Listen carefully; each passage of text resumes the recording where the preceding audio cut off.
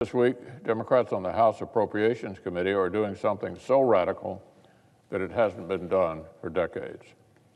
They are advancing an annual funding bill that leaves out the Hyde Amendment, the common sense prohibition on forcing taxpayers to fund abortion.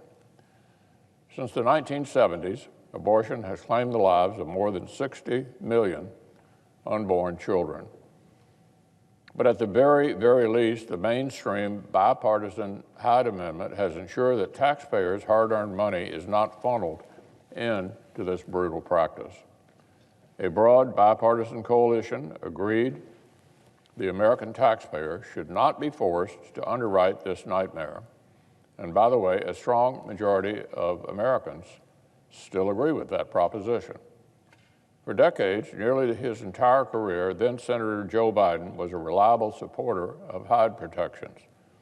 One letter to a constituent read like this, quote, "Those of us who are opposed to abortion should not be compelled to pay for them." But a couple of years ago, on the presidential campaign trail, our former colleague changed his tune.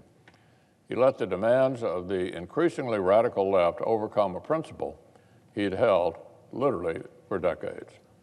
So earlier this year, the president's budget request obligingly proposed ending this long-standing protection.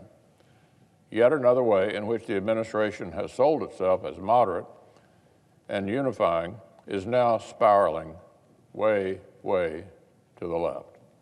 And this week, the House is following through. In today's Democratic Party, there's no room to dissent from the far left's culture war, even in the most modest, most long-standing, most widely popular ways.